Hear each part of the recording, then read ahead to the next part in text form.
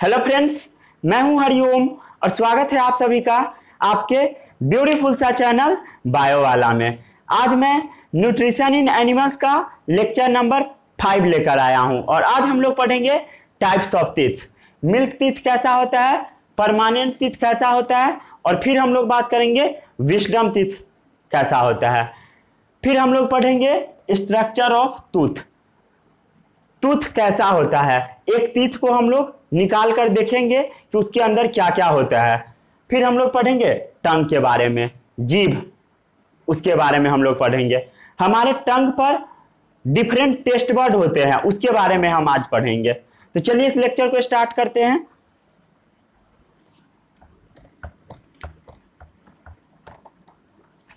इससे पहले मैं आपको एक बात बता दूं, जो लोग मेरा लेक्चर नंबर 4 नहीं देखे हैं टीथ के बारे में, कनाइन टीथ कैसा होता है, इंसीजर कैसा होता है, प्री मोलर कैसा होता है, मोलर कैसा होता है, वो मेरा लेक्चर नंबर 4 जाकर देखिए। वहां पर मैं काफी अच्छे से एक्सप्लेन किया हूं। उसके बाद यहाँ आइएगा तो आपको समझ में आएगा। तो चलिए हेडिंग लगाते हैं टीथ के बारे में। तो सबसे पहले हम लोग बात करते हैं ऐसा आदमी जिसका एज 18 साल से ज्यादा हो, उसके पास कितना कनाइन होता है, कितना मोलर, कितना प्री मोलर और कितना इंसीजर, हम लोग उसके बारे में पहले बात करते हैं।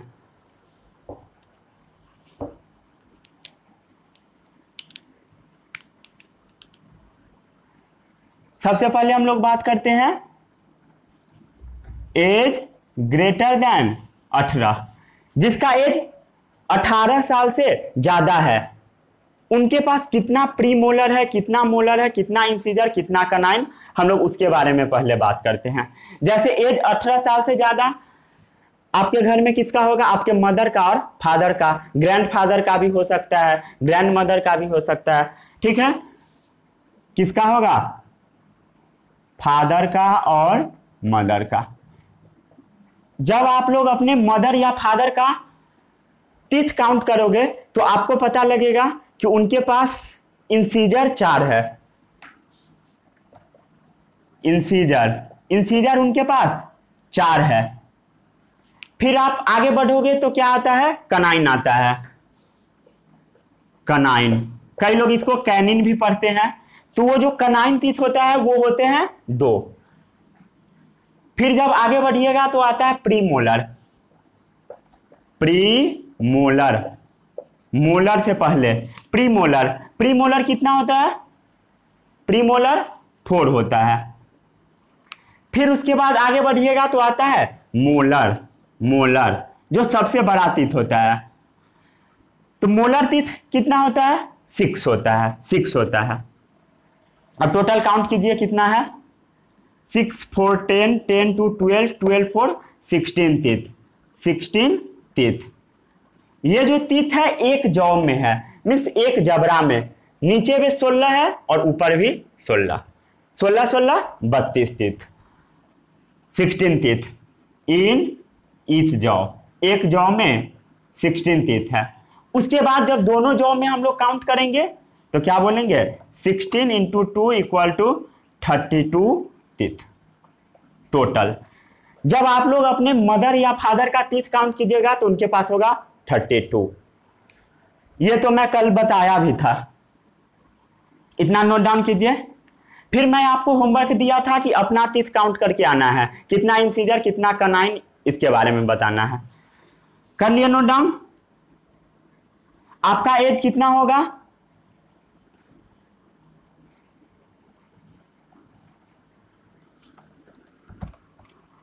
आपका एज 18 साल से तो कम ही होगा। आपका एज कितना होगा, आपका एज 18 साल से कम होगा। स्वाभाविक बात है, जो बच्चा 7 में है उसकी एज तो 18 से कम ही होगी। और आपका एज 8 साल से ज्यादा होगा।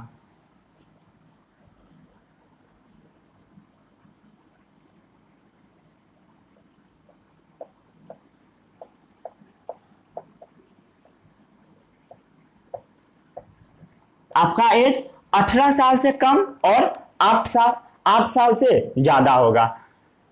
ये तो आपको पता है। ये किसका टीथ के बारे में हम लोग बात करते हैं, अपना टीथ के बारे में। अपना तीत के बारे में हम लोग बात करते हैं। जैसे आपका तीत, जब आप अपने तीत को काउंट कीजिएगा तो आपके पास 4 इंसीजर होगा। क्या होगा? 4 इंसीजर। कनाइन कितना? 2। प्रीमोलर कितना? 4। और मोलर कितना? 4। टोटल काउंट कीजिए कितना आएगा? 4 4 8 8 2 10 10 4 14 14। आपके पास एक जौ में 14 तीत है। जब आपका हम दोनों जौ में तीत काउंट करेंगे तो आपके पास होगा 28 तीत। आपके पास कोई एक तीत की कमी है, ठीक है। टोटल तीत कितना है आपके पास? 14 इंटू 2 इक्वल टू 28 तीत। यह है आपका तीत। उसके बाद मैं आपको एक होमवर्क में दिया था कि आपको एक छोटे बच्चे का तीत काउंट करके आना है। काउंट करके आए हो? जिसका एज 8 साल से कम हो, ठीक है, वैसे बच्चे का तीत को हमको काउंट करके आना था। तो उसके पास 20 तीत ही होते हैं। पहले इतना नोट डाउन कीजिए, वीडियो पॉज करके। कर लिए?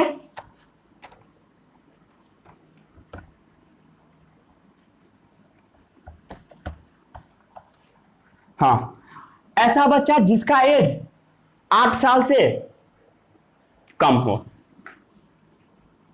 एज लेस देन 8 ईयर्स, 8 साल से कम हो, उसके पास इंसीजर कितना होता है? 4 होता है, ये तो आपको पता होगा। फिर जब उसका आप कनाइन काउंट कीजिएगा तो कितना आएगा पता है? 2 आएगा। और फिर उसके पास प्री मोलर नहीं होता है। मोलर से जो पहले तीत होता है वो बच्चा के पास नहीं होता है, एब्सेंट होता है। लिख लीजिए यहां पर एब्सेंट। एब्सेंट ये काफी इंपॉर्टेंट है, ये आप याद कर लीजिएगा, क्योंकि हम कल पढ़ेंगे, हम लोग डेंटल फॉर्मूला लिखना सीखेंगे। तब ये आपको अगर याद नहीं रहेगा तो कुछ भी समझ नहीं आएगा। फिर मोलर तीत कैसा होता है? मोलर तीत कितना नंबर में होता है बच्चे में? 4 होता है। 4 होता है। टोटल काउंट कीजिए, 4 4 8 और 2 8 और 2 10 10 तीत इन ईच जौ। एक जौ में 10 तीत होता है। टोटल कितना तीत होगा? 10 इंटू 2 20 तीत टोटल, दोनों जौ में। जौ क्या होता है? जबड़ा। जौ हम मेनली नीचे वाले जबड़ा के लिए यूज करते हैं, ऊपर वाले के लिए भी किया जाता है, लेकिन मेनली नीचे वाले के लिए किया जाता है। लेकिन हम लोग यहाँ पर यह भी बात कर लेते हैं, लोअर जौ और अपर जौ, दोनों को हम लोग जौ यहाँ मान रहे हैं। लेकिन कहीं कहीं पर ऐसा भी होगा जो लिखा मिलेगा आपको, जौ सिर्फ इसका नीचे वाले पोर्शन के बारे में लिखा मिलेगा, तो उसमें आपको कंफ्यूज नहीं होना है, जैसा मिले वैसा पढ़ लीजिए। बायोलॉजी में ऐसा ही चीज मिलता है आपको, ऐसा ही होगा। कर लिए नोट डाउन? फिर आपको मैं एक होमवर्क फिर से दूं। जैसे भेड़, बकरी, काऊ, उस सब के पास कितना इंसीजर कनाइन होता होगा आपको पता है? चलिए मैं बताता हूं। गाय, भैंस, बकरी और सिप, ये सब के पास ऊपर वाला जो जौ होता है, अपर जौ, उसमें इंसीजर नहीं होता है और न ही कनाइन होता है। प्रीमोलर और मोलर सिर्फ होता है। जब आप काऊ का माउथ को प्रेस करोगे तो काऊ अपना माउथ खोलेगी, उस समय उसमें इंसीजर और कनाइन आपको नजर नहीं आएगा, सिर्फ प्रीमोलर और मोलर। लेकिन लोअर वाले जौ में सब होते हैं। तो हम लोग पहले बात करते हैं, किसके बारे में बात कर रहे हैं? काऊ, गोट और सिप के बारे में। सबसे पहले हम लोग बात करते हैं अपर जौ में। अपर जौ और इस साइड लिखिए लोअर जौ। ये आपको याद रखना है, क्योंकि कल हम लोग डेंटल फॉर्मूला लिखेंगे, उस समय आपको काम देगा। तो अपर जौ में इंसीजर नहीं होता है और कनाइन नहीं होता है। किसके केस में? काऊ, गोट और सिप के केस में। प्री मोलर होता है, 6 होता है। मोलर भी होता है, 6 होता है। फिर लोअर जौ में इंसीजर, कनाइन सब होता है। तो इंसीजर होता है 6, कनाइन होता है 2, फिर प्री मोलर होता है 6 और मोलर होता है 6। किसके केस में? काउ गोट और शीप के केस में। आ रहा है समझ में? टोटल काउंट कीजिए कितना टीथ हुआ? 6 6 6 6 6 6 5 जा 13 और 13 + 2 32 teeth.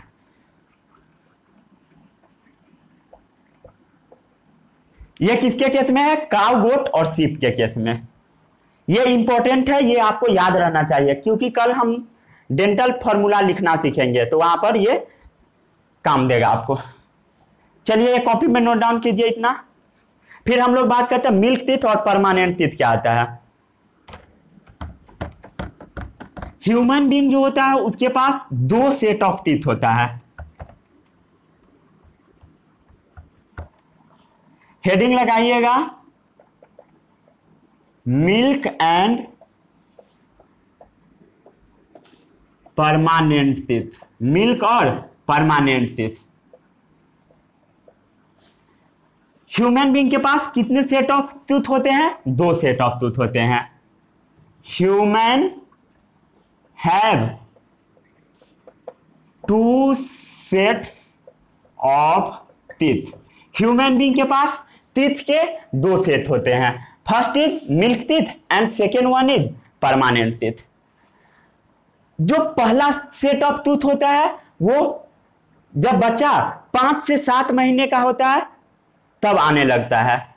First set of tooth erupt at the age of 5th to 7th month of baby. First set of teeth erupt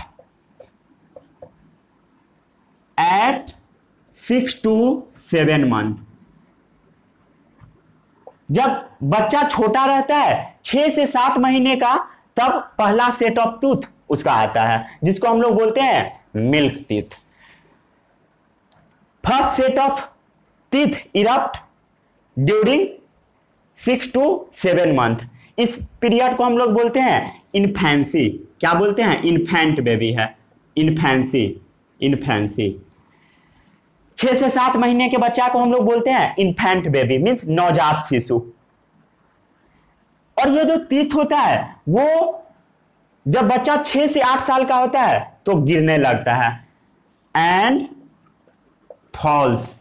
और गिरता कब है? जब बच्चे 6 से 8 महीने का होता है। 6 to 8 मंथ बेबी का वो टीथ झरझर कर गिरने लगता है। इस टीथ को बोला जाता है these teeth are called milk teeth. इस टीथ को हम लोग बोलते हैं मिल्क टीथ। मिल्क टीथ, दूध वाला दांत। ये जो टीथ होता है ये टेम्पोररी होता है, इसलिए इसका अनदर नेम है टेम्पोररी टीथ। Temporary teeth. ये कितना नंबर होता है अभी मैं तुरंत बताया था। ऐसा बच्चा जिसका एज 8 साल से कम हो उसके पास 20 टीथ होते हैं। टीथ कितना होता है? 20 इन नंबर, 20 होता है संख्या में। इसके पास कौन सा टीथ नहीं होता है? प्रीमोलर नहीं होता है। प्रीमोलर एब्सेंट होता है। इतना नोट डाउन कीजिए वीडियो पॉज करके।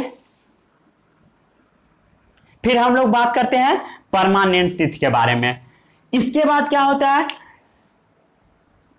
सब दांत फॉल हो के गिरने लगते हैं और फिर ऐसा टीथ आता है जो परमानेंट बन जाता है। वो टीथ कभी नहीं गिरता, उसी को हम लोग बोलते हैं permanent teeth.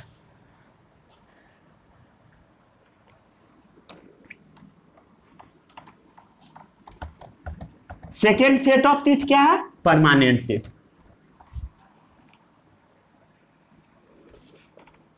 Permanent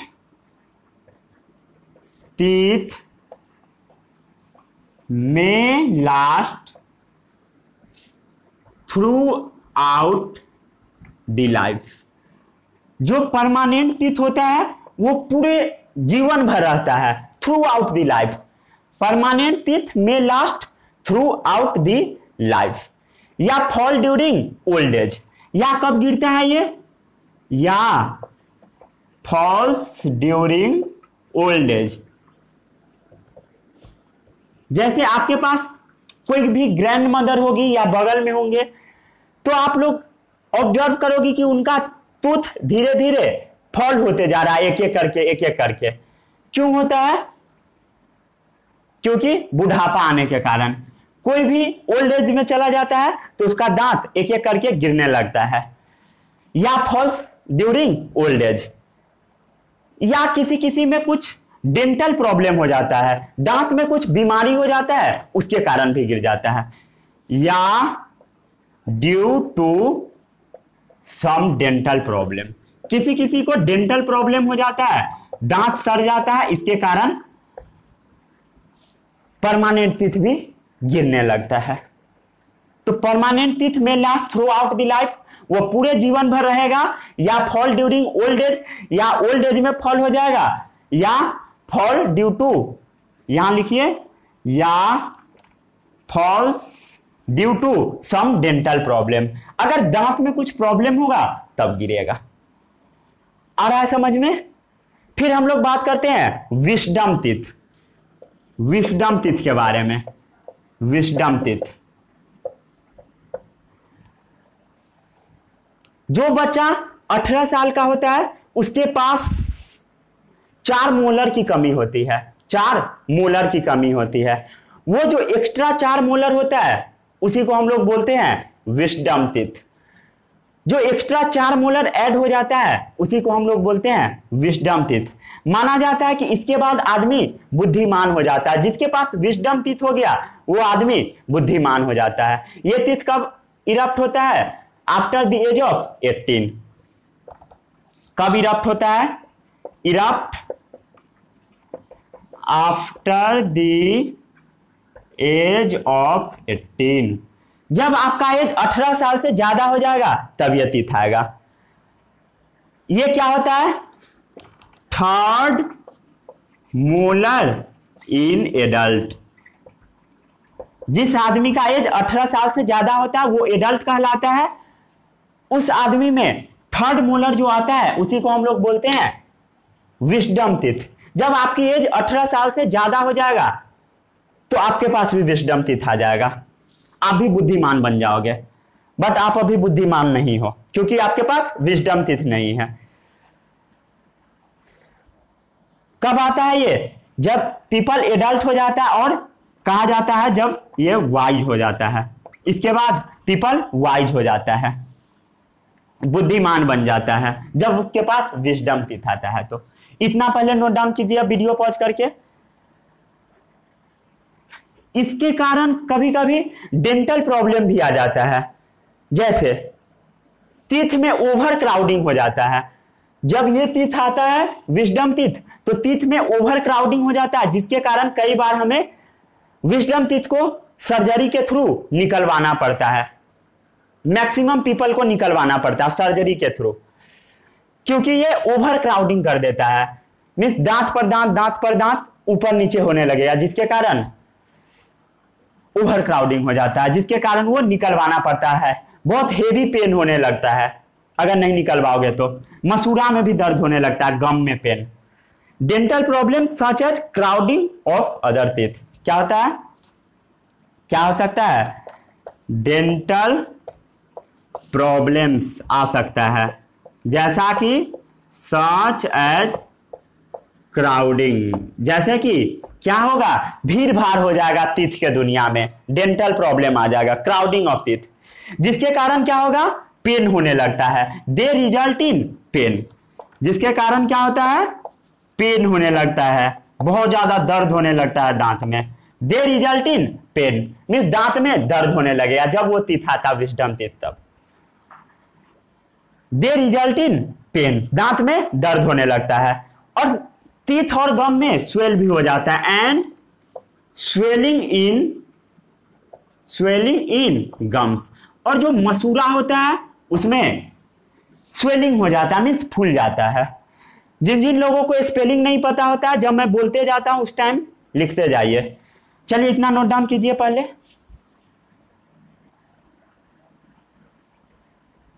wisdom teeth usually need to extract out, ये भी लिख लीजिए।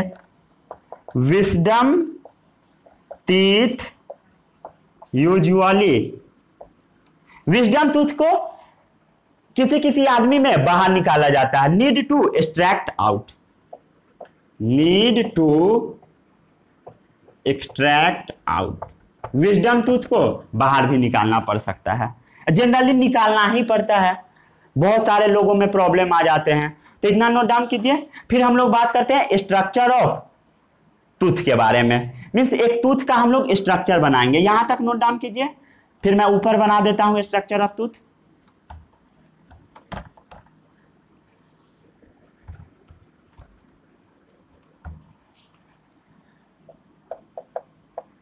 स्ट्रक्चर ऑफ टूथ, ध्यान से देखिएगा मैं कैसे कैसे बना रहा हूं, क्योंकि आपको भी ये बनाना सीखना पड़ेगा कॉपी में, ठीक है। ध्यान से देखते जाइएगा। सबसे पहले ऐसे करना है, ऐसा, इसको थोड़ा और अच्छा से कीजिए,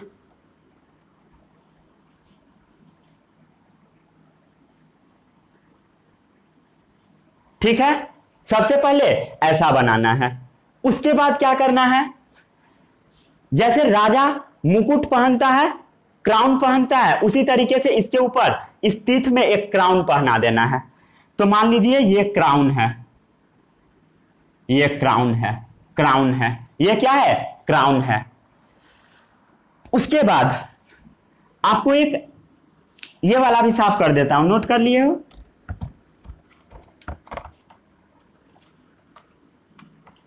उसके बाद क्या करना है, आपको ऐसा बनाना है,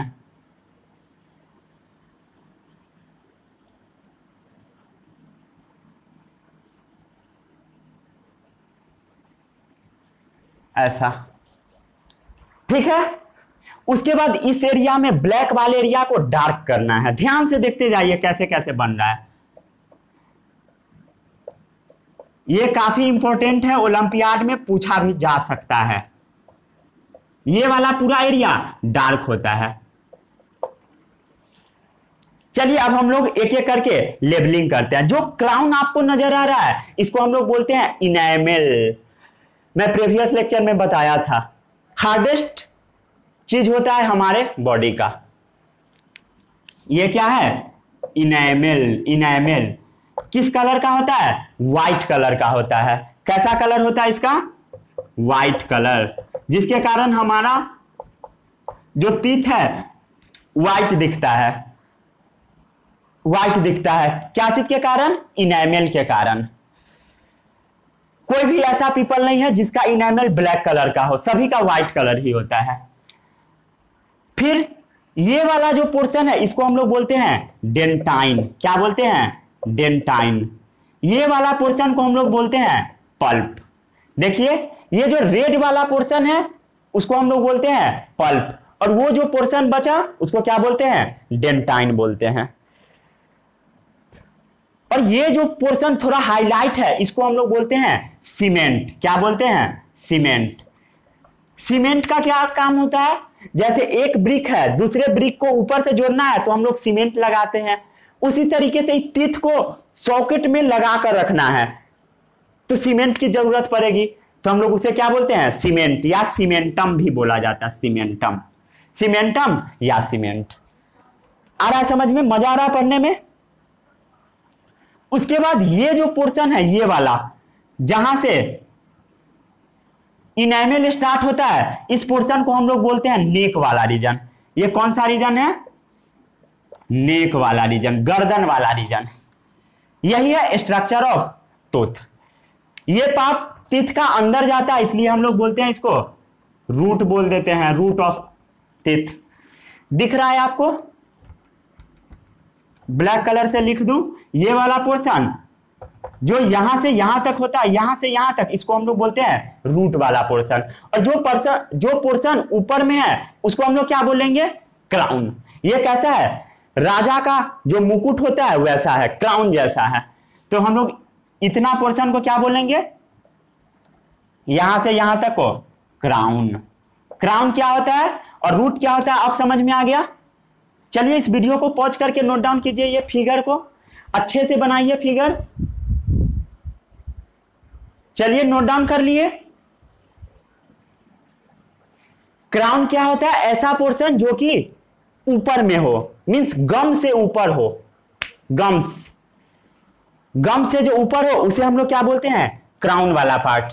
क्या बोलते हैं, क्राउन वाला पार्ट। क्राउन क्या होता है, क्राउन क्या होता है, एबव दी गम्स, ऐसा पार्ट जो कि गम से ऊपर हो उसको हम लोग बोलते हैं क्राउन। क्राउन कैसा होता है, राजा का टोपी जैसा। नेक क्या होता है, ऐसा पार्ट जो कि गम से सराउंडेड हो उसे हम लोग बोलते हैं नेक। नेक क्या होता है, सराउंडेड बाय गम्स, ऐसा पार्ट जो गम्स से सराउंडेड हो उसे हम लोग बोलते हैं नेक रीजन। और रूट क्या होता है, ऐसा पार्ट जो कि इंबेडेड हो, धंसा हुआ हो, इसे हम लोग बोलते हैं रूट। इंबेडेड इन दी सॉकेट। रूट क्या होता है, इंबेडेड होता है, इंबेडेड इन बोन वाले रीजन में क्या होता है, ये इंबेडेड होता है, धंसा हुआ होता है। आ गया समझ में इतना, नोट डाउन कीजिए इतना वीडियो पॉज करके।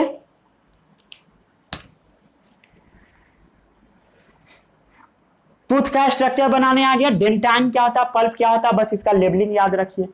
इसके बारे में आपको ज्यादा नहीं पढ़ना, इससे ज्यादा। उसके बाद हम लोग बात करते हैं टूथ डीके के बारे में। दांत किसी किसी आदमी का सड़ जाता है, वो कैसे सड़ता है उसके बारे में हम लोग बात करते हैं। ये नोट डाउन कर लिए। ये फिगर पहले रहने दीजिए क्योंकि इसी में मैं दांत को सड़ा कर अभी बताऊंगा, मींस टूथ में डीके करके बताऊंगा। टूथ डीके क्या चीज पर हम लोग बात करते हैं, टूथ डीके। टूथ डीके, दांत कैसे सड़ जाता है। हमारा टूथ अपने आप पीला होने लगता है। आप ब्रश नहीं करोगे तो हमारा टूथ अपने आप पीला होने लगेगा, मीन्स उसे किसी चीज की जरूरत नहीं होती है पीला होने के लिए, अपने आप पीला होता रहेगा। और हम लोग ब्रशिंग करके, ब्रश कर करके उसे व्हाइट बनाते हैं। अगर ब्रश नहीं करेंगे तो क्या होगा, पीला होगा। इस प्रोसेस को बोला जाता है प्लेक। क्या बोला जाता है, प्लेक, डेंटल प्लेक।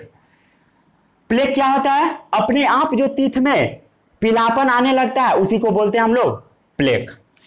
तो सबसे पहले आप लोग हेडिंग लगाइएगा, dental plaque. Dental plaque, plaque क्या होता है, डेंटल प्लेक येलोइश फिल्म, पीला कलर का जो परत हमारे टूथ पर आ जाता है उसी को बोलते हैं डेंटल प्लेक। क्या होता है, येलोइश फिल्म। फिल्म का मतलब क्या होता है, कवर। पीला कलर का जो कवर आ जाता है हमारे टीथ के ऊपर उसी को बोलते हैं हम लोग dental plaque. That erupt naturally on teeth, जो कि अपने आप आ जाता है। That erupt naturally on teeth, ये अपने आप आ जाता है। पीला कलर का परत कहां पर, हमारे दांत पर। And comprises of bacteria food component, और इसमें क्या क्या होते हैं, बैक्टीरिया होते हैं और फूड कंपोनेंट होते हैं। And comprises of bacteria and food component. अब कई लोगों के मन में ये क्वेश्चन आएगा कि वो जो पीला पीला होता है वो क्या होता है, तो वो बैक्टीरिया होता है या फूड का कंपोनेंट दांत में फंसा होता है। डेंटल प्लेक क्या होता है, पीला कलर का कवर होता है जो कि हमारे दांत को अपने आप नेचुरली क्या करता है, कवर बना देता है, फिल्म बना देता है। और वो क्या क्या रखता है, बैक्टीरिया और फूड कंपोनेंट को रखता है। आ रहा है समझ में।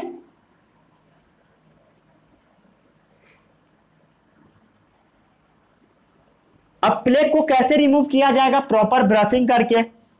Plaque removed by proper brushing, हमें हमेशा ब्रश करना पड़ेगा, ब्रश करना पड़ेगा और फ्लॉसिंग भी करना पड़ेगा। फ्लॉसिंग क्या होता है? किसी किसी आदमी के, जब सभी आदमी जब खाना खाते हैं तो दांत में फूड का छोटे छोटे पार्टिकल फंस जाता है, तो उस फूड पार्टिकल्स को निकालना पड़ता है धागा की हेल्प से, उसी को बोला जाता है फ्लॉसिंग एंड फ्लॉसिंग। फ्लॉसिंग क्या होता है? धागा की हेल्प से फूड पार्टिकल जो फंसा है उसको बाहर निकालना। नहीं मीनिंग पता है तो लिख लीजिए, धागा की हेल्प से फूड पार्टिकल्स को बाहर निकालना, उसी को बोलते हैं हम लोग flossing. If we don't clean our teeth and mouth after eating, the bacteria go on accumulating in this plaque। ये जो फिल्म रहेगा पीला कलर का परत, इस पर बहुत ज्यादा बैक्टीरिया जमने लगेगा इस प्लेक पर, अगर हम लोग प्रॉपर ब्रश नहीं करेंगे तो। ये तो समझ आ ही रहा होगा क्योंकि यहां पर मैं लिखवा दिया हूं। ये नीचे वाला नोट डाउन कीजिए, फिर मैं इसमें टूथ में डीके करके आपको बताता हूं।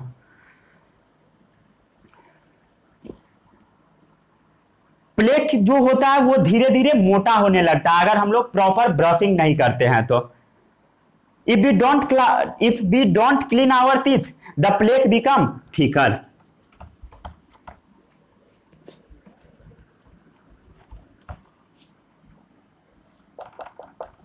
पॉइंट बनाकर लिखिए, if we don't clean our teeth, अगर हम लोग दांत को साफ नहीं करेंगे, ब्रशिंग नहीं करेंगे, तो प्लेक जो होगा पीला कलर का फिल्म वो मोटा होने लगेगा। If we don't clean our teeth then plaque becomes thicker. वो जो प्लेक होगा वो थिकर होने लगेगा, मीन्स मोटा होने लगेगा धीरे धीरे, अगर हम लोग प्रॉपर ब्रशिंग नहीं करेंगे तो। जो कि टीथ और गम दोनों में लग जाता है, accumulating on the teeth and gums. दांत और मसूड़ा दोनों में क्या होता है? वो पीला पीला का कवर लगने लगता है, और वो क्या होता है? कवर बैक्टीरिया लगने लगता है उसके ऊपर।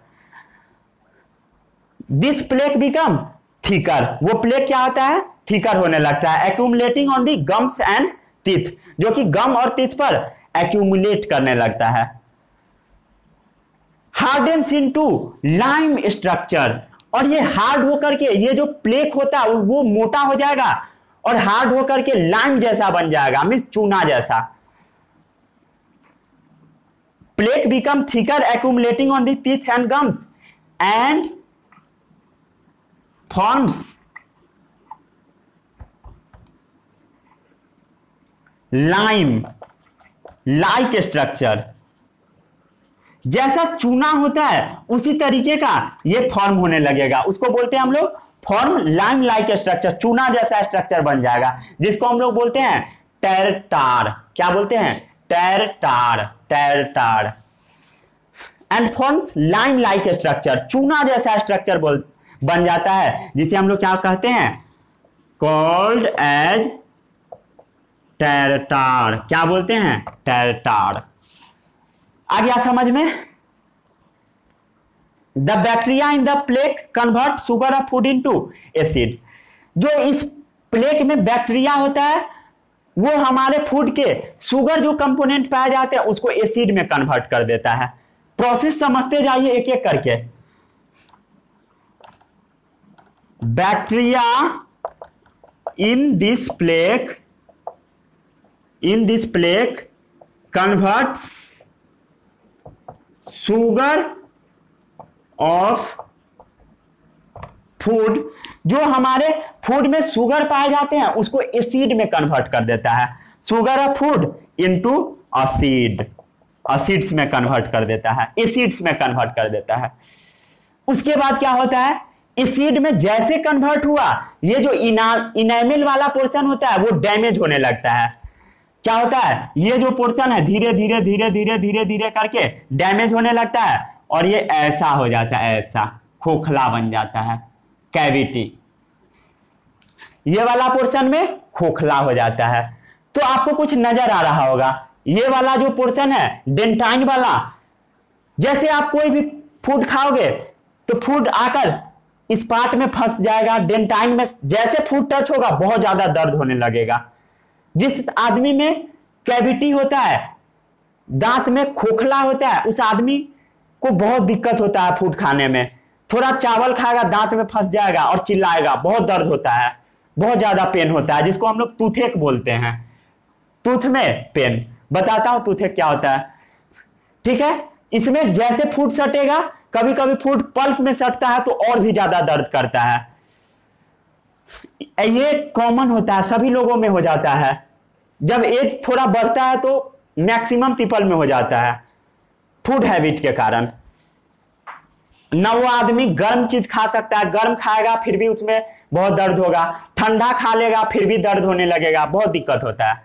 ओके, तो बैक्टीरिया क्या करता है, इस प्लेक में जो शुगर होता है फूड में उसको कन्वर्ट करता है एसिड में, और एसिड इसके ऊपर एक्ट करता है इनामेल के ऊपर और उसको डिजोल्व करा देता है। The acid so form dissolve the enamel. Acid क्या करता है, इनामेल को डैमेज कर देता है।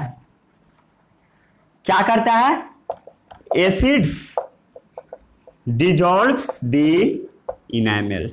जो इनामेल होता है उसको एसिड क्या करता है, डिजोल्व कर देता है, घोल देता है, मीन्स इनामेल को खत्म कर देता है, सत्यानाश कर देता है।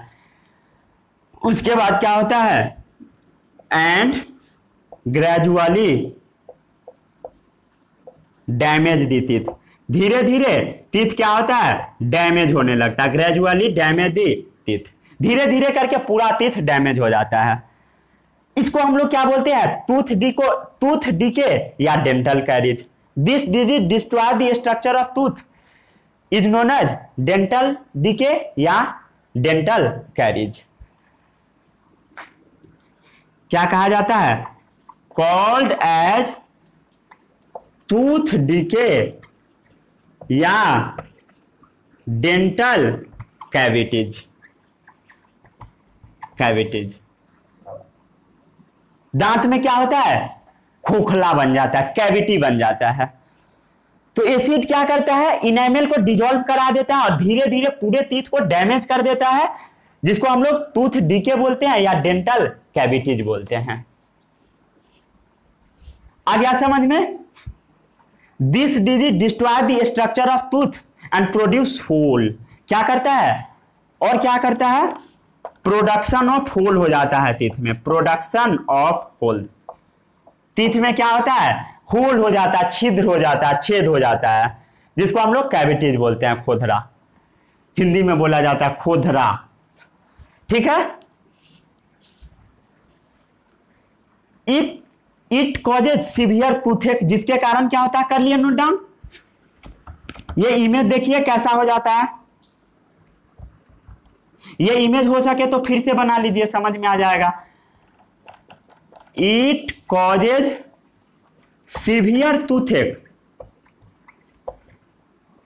इसके कारण से दांत में बहुत ज्यादा दर्द होने लगता है। टूथेक, टूथ एक का मतलब होता है दर्द होना, जैसे हेड एक मीन्स सर में दर्द हो रहा है, हेड एक। टूथेक मीन्स टूथ में दर्द हो रहा है, दांत में दर्द हो रहा है। It causes severe toothache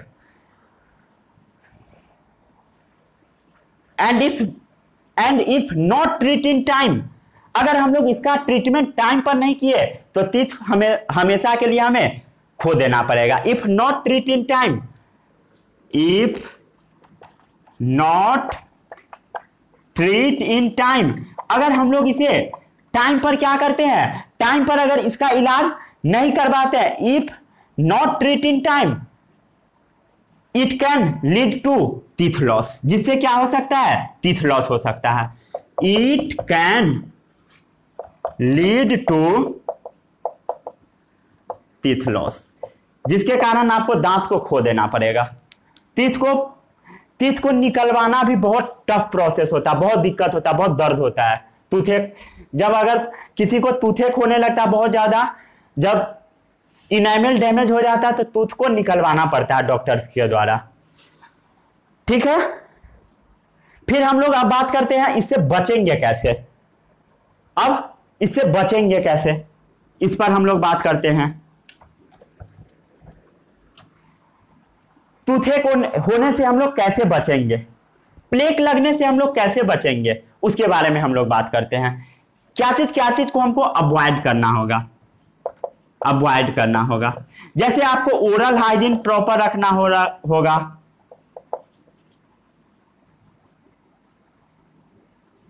oral hygiene proper रखना होगा। खाना खाने के बाद आपको मुंह को अच्छे तरीके से माउथ को धोना होगा ताकि टीथ में कोई भी फूड पार्टिकल फंसे ना रह जाए। अगर फूड पार्टिकल फंस गए हैं तो फ्लॉसिंग कर लीजिए, मीन्स धागा से फूड पार्टिकल्स को निकाल लीजिए। ओरल हाइजीन पर प्रॉपर ध्यान देना होगा। क्या क्या करना होगा ओरल हाइजीन में?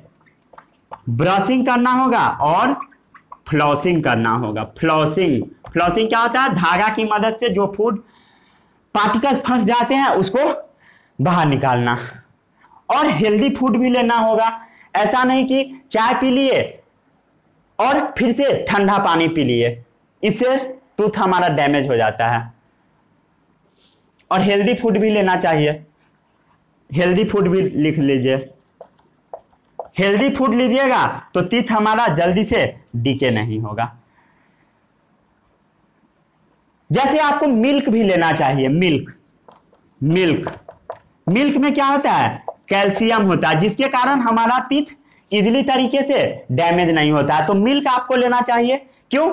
मिल्क में कैल्शियम होता है। आपको ग्रीन लीफी वेजिटेबल खाना चाहिए, ग्रीन वेजिटेबल लेना चाहिए। हरी सब्जी स्पेशली साग लेनी चाहिए, ग्रीन लीफी वेजिटेबल। और ग्रीन वेजिटेबल्स भी चल सकता है, तो ग्रीन वेजिटेबल्स लेना चाहिए, जिससे क्या होगा? हमारा दांत जल्दी से खराब नहीं होगा। यही रेकमेंडेड है, डॉक्टर भी आपको यही सलाह देंगे कि मिल्क पीजिए और ग्रीन वेजिटेबल्स खाइए। रेकमेंडेड है।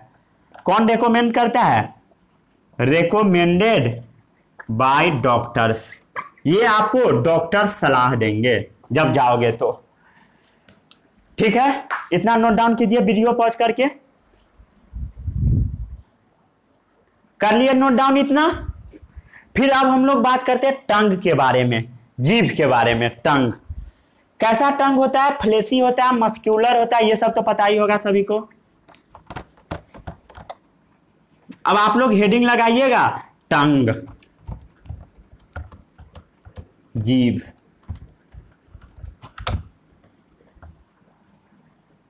टंग कैसा होता है?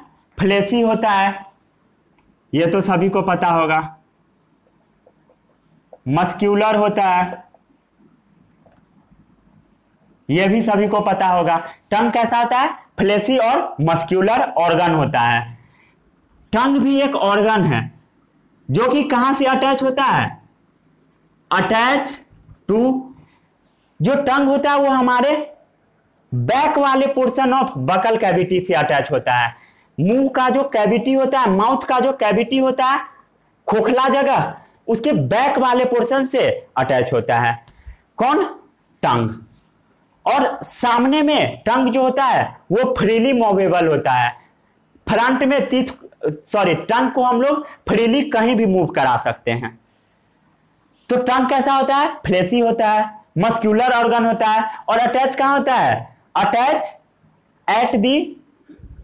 कहां होता है? Attach at the back to the floor of buccal cavity. Attach at the back to the floor of buccal cavity.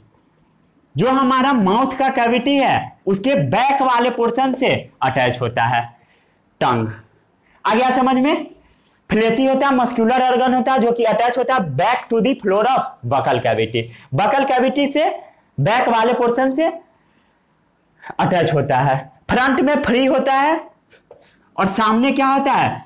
सामने जो टंग होता है वो क्या होता है? फ्री होता है। लिखिए फ्री एंड मूवेबल। मूव करने के एबल होता है सभी डायरेक्शन में, मूवेबल इन ऑल डायरेक्शंस। सभी डायरेक्शंस में हम लोग अपने टंग को मूव करा सकते हैं, फ्रंट वाले पार्ट को।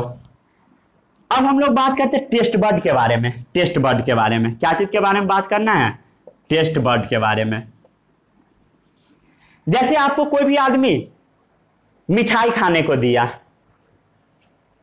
तो मिठाई टंग के किसी स्पेसिफिक एरिया में ही मीठा लगेगा। मीन्स स्पेसिफिक का मतलब होता है किसी पार्टिकुलर एरिया में, किसी खास जगह पर ही आपको मीठा लगेगा। ऐसा नहीं होता है कि सारे जगहों पर आपको मीठा लग जाएगा, किसी खास एरिया में, किसी पार्टिकुलर एरिया में। उसी को हम लोग बोलते हैं टेस्ट बर्ड। तो हम लोग सबसे पहले एक टंग बनाते हैं। ये मान लीजिए आपका टंग है, ये आपका जीभ है। ये वाला जो एरिया होता है, इतना एरिया में, ये वाला जो ब्लैक वाला एरिया है, इस एरिया में आपको मीठा लगेगा। मीठा, कोई भी मीठा चीज खाना है तो इस एरिया में सटाइए, आपको 100% मीठा लग जाएगा। जैसे एक स्वीट लीजिए और उसे टंग से टच कीजिए, जीभ से उस स्वीट को टच कीजिए, इस वाले पोर्शन से जैसे टच होगा वैसे आपको मीठा लग जाएगा। और स्वीट को लीजिए, अगर माउथ के एकदम अंदर रखिए कोई फर्क नहीं पड़ेगा, आपको उसका टेस्ट ही पता नहीं चलेगा। तो स्वीट वाला कहां से होता है? उस पोर्शन से। उसके बाद थोड़ा और ऊपर बढ़िएगा, इस वाले पोर्शन में, इस वाले पोर्शन में सॉल्टी लगता है, नमकीन लगता है, नमकीन। उसके बाद थोड़ा और ऊपर बढ़िएगा, थोड़ा और ऊपर बढ़िए, थोड़ा और ऊपर बढ़िएगा तो खट्टा लगेगा, सॉल्टी, सॉल्टी।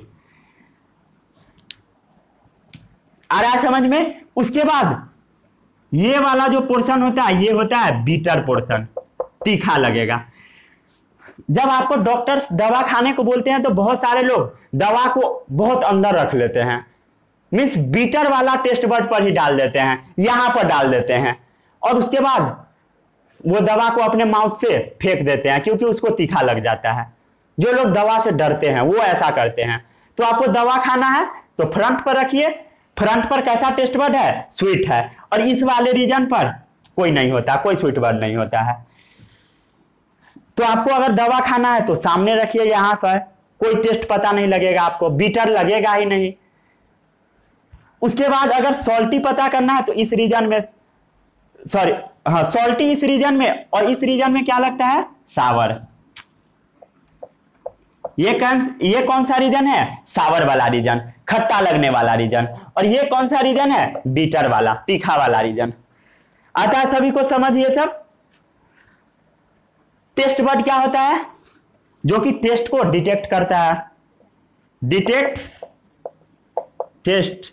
टेस्ट बर्ड क्या करता है? टेस्ट को डिटेक्ट करता है। कहां पर मीठा, कहां कौन सा फूड मीठा है, कौन खट्टा है, कौन नमकीन है, कौन बीटर है, कड़वा है, उसके बारे में पता करता है कौन? Taste bud. डिटेक्ट क्या करता है?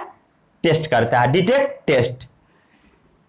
ये लार्ज नंबर में होता है, लार्ज नंबर में होता है टेस्ट बर्ड। छोटा छोटा उभार होता है, टाइनी बम्प्स होता है, टाइनी बम्प्स। जितने भी टेस्ट बर्ड होते हैं सब एक ही साइज के अप्रोक्स होते हैं।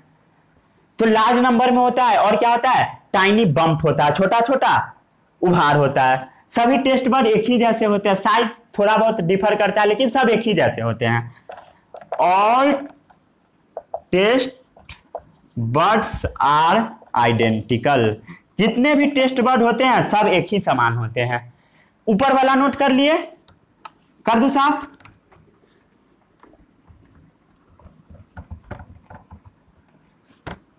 आ गया समझ में? जितने भी टेस्ट बर्ड होते हैं सब एक ही समान होते हैं। कितने टेस्ट बर्ड होते हैं? 4 होते हैं, ये भी लिख लीजिए। 4 टेस्ट बर्ड होते हैं। कौन कौन टेस्ट होता है? स्वीट, सावर, खट्टा, सॉल्टी, नमकीन और बीटर। 4 टेस्ट बर्ड होते हैं, स्वीट, सावर, सॉल्टी और बीटर। अब हम लोग बात करते हैं टंग के फंक्शन के बारे में। टंग का क्या फंक्शन है? टंग फंक्शंस। टंग का काम होता है फूड को प्रॉपर तरीके से सलाइवा के साथ मिक्स कराना। क्या करता है tongue? Food mixes with saliva, saliva के साथ फूड को मिक्स कराता है। कौन कराता है? टंग कराता है। टंग का यही फंक्शन है। और फूड को निगलने में भी मदद करता है। स्वेलो दी फूड। अगर आप टंग का मदद नहीं करोगे तो आप फूड को निगल भी नहीं पाओगे। तो फूड को निगलने में भी कौन मदद करता है? टंग करता है। स्वेलो दी फूड। और सलाइवा भी मिक्स करता है फूड के साथ। अब एक टेस्ट सबसे अलग टेस्ट होता है, उसको हम लोग बोलते हैं उमामी टेस्ट। उमामी, ये जैसे बहुत सारे फूड होते हैं वो मीठी टेस्ट बोला जाता है, मीट जैसा उसका टेस्ट होता है। बहुत सारे फूड होते हैं जिसका टेस्ट मीट जैसा होता है, वो सभी टेस्ट बड से डिटेक्ट हो जाते हैं। उमामी टेस्ट जो होता है सभी टेस्ट बड से डिटेक्ट हो जाते हैं। साफ कर दूं, ये नीचे वाला कर लिया नोट डाउन। एक स्पेशल टाइप का टेस्ट बर्ड होता है, टेस्ट होता है जिसको हम लोग बोलते हैं उमामी। उमामी क्या बोला जाता है? उमामी, जो कि रिसेंटली डिस्कवर्ड हुआ है। रिसेंटली डिस्कवर्ड हुआ है। रिसेंटली डिस्कवर्ड हुआ है उमामी टेस्ट। इस टेस्ट का बोला जाता है मीठी टेस्ट बोला जाता है, मीट जैसा टेस्ट बोला जाता है उमामी टेस्ट को, जो कि रिसेंट में डिस्कवर होता है। Found in food that have a मीठी taste. Found in foods that have a मीठी टेस्ट। ऐसा फूड में पाया जाता है जिस फूड का टेस्ट मीट जैसा हो, मीठी टेस्ट हो। Found in food that have a मीठी टेस्ट, मीट जैसा टेस्ट हो। Due to the presence of a chemical, इसमें एक केमिकल प्रेजेंस होता है। Due to the presence of a chemical, एक केमिकल प्रेजेंट होता है जिस केमिकल का नाम होता है ग्लूटामेट। ग्लूटामेट ये काफी इंपॉर्टेंट है, इसको हाईलाइट कीजिए। ग्लूटामेट काफी इंपॉर्टेंट है। एक केमिकल प्रेजेंट होता है जिसके कारण ये मीठी टेस्ट होता है, मीट का जैसा टेस्ट होता है इसका, उसको बोला जाता है, उस केमिकल का क्या नाम है? ग्लूटामेट। इसका एग्जाम्पल क्या है? मीट, चीज, मशरूम। एग्जाम्पल लिखिए कहीं पर, यहां लिखिए मीट, चीज, मशरूम, इस सब का टेस्ट कैसा होता है? Umami taste. ये जो टेस्ट होता है ये किसी भी टेस्ट बर्ड से डिटेक्ट हो जाता है। मीन्स सावर वाले एरिया में पड़ेगा तो वहीं पता लग जाएगा, बीटर वाले एरिया में उसमें भी पता लग जाएगा, सॉल्टी वाले एरिया में, सभी एरिया में ये टेस्ट पता लगता है। मीट, चीज और मशरूम का टेस्ट। टमाटर का भी टेस्ट पता लगता है, जो पका हुआ टमाटर होता है। टोमेटो, टोमेटो का भी टेस्ट सभी टेस्ट बर्ड में पता चलता है। कोई आपसे पूछेगा टोमेटो का टेस्ट कैसा होता है तो आपको बताना मीठी टेस्ट, मीट जैसा टेस्ट उसका होता है। एक स्पेशल टाइप का होता है जिसको हम लोग बोलते हैं उमामी टेस्ट। पका हुआ टमाटर में, जिसमें क्या पाए जाते हैं? सभी में ग्लूटामेट पाए जाते हैं, सभी में ग्लूटामेट, जिसके कारण एक स्पेशल टेस्ट होता है। Most taste bud on the tongue can detect umami taste. Most taste buds can detect umami taste. लगभग सभी टेस्ट बर्ड उमामी टेस्ट को डिटेक्ट कर लेते हैं। सावर हो, बीटर वाले टेस्ट बर्ड हो, सभी के सभी टेस्ट बर्ड उमामी टेस्ट को डिटेक्ट कर लेते हैं, मीन्स पता कर लेते हैं। Can detect umami taste. फिर हम लोग थोड़ा सा अब एक्स्ट्रा बात कर लेते हैं सलाइवा के बारे में। ये वाला नोट डाउन कर लिए, ऊपर वाला कर लिए हैं, साफ कर देता हूं।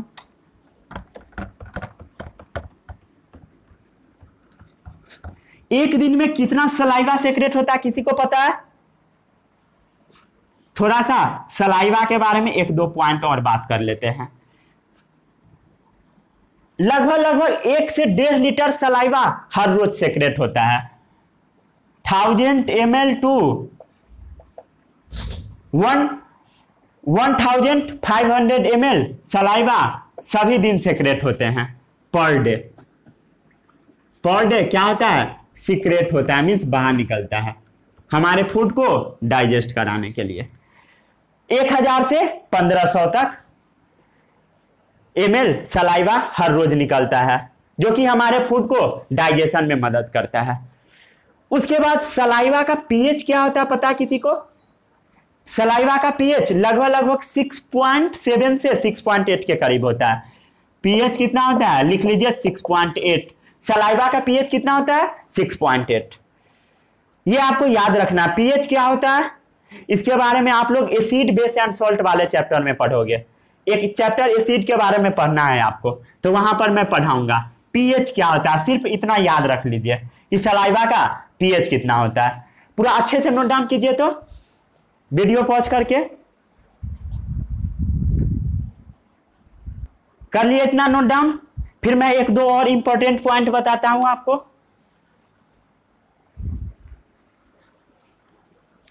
थोड़ा सा नीचे वाला साफ कर दूं, कर ही देता हूं।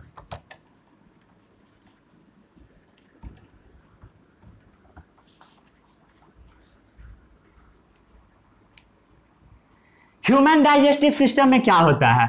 ह्यूमन डाइजेस्टिव सिस्टम में एक पॉइंट मैं एक्स्ट्रा आपको बता रहा हूं। ह्यूमन डाइजेस्टिव सिस्टम में बस 5 मिनट का पॉइंट है, उसके बाद लेक्चर आपका फिनिश हो जाएगा। एक बहुत इंपॉर्टेंट पॉइंट है जो कि एग्जाम में पूछा जा सकता है। जो स्टार्च होता है वो मैल्टोज में कन्वर्ट होता है। क्या होता है? स्टार्च जो होता है वो मैल्टोज में कन्वर्ट होता है। स्टार्च ह्यूमन डाइजेस्टिव सिस्टम में जो स्टार्च फूड होता है वो मैल्टोज में कन्वर्ट होता है with the help of enzyme known as salivary amylase. याद है सभी को? कहां से निकलता है वो एंजाइम? हमारे माउथ से निकलता है। कौन सा एंजाइम? सलाइवरी अमाइलेज, जो कि क्या करता है? हमारे फूड में जो स्टार्च प्रेजेंट होता है उसको मैल्टोज में कन्वर्ट कर देता है। स्टार्च को मैल्टोज में कन्वर्ट करता है। स्टार्च क्या होता है पता है सभी को? कॉम्प्लेक्स कार्बोहाइड्रेट होता है। स्टार्च क्या होता है? Complex carbohydrate. ये तो सभी को पता होगा क्योंकि ये आप लोग चैप्टर नंबर 1 में ही पढ़े होइएगा। स्टार्च कैसा होता है? Complex carbohydrate. और मैल्टोज क्या होता है? Simple carbohydrate.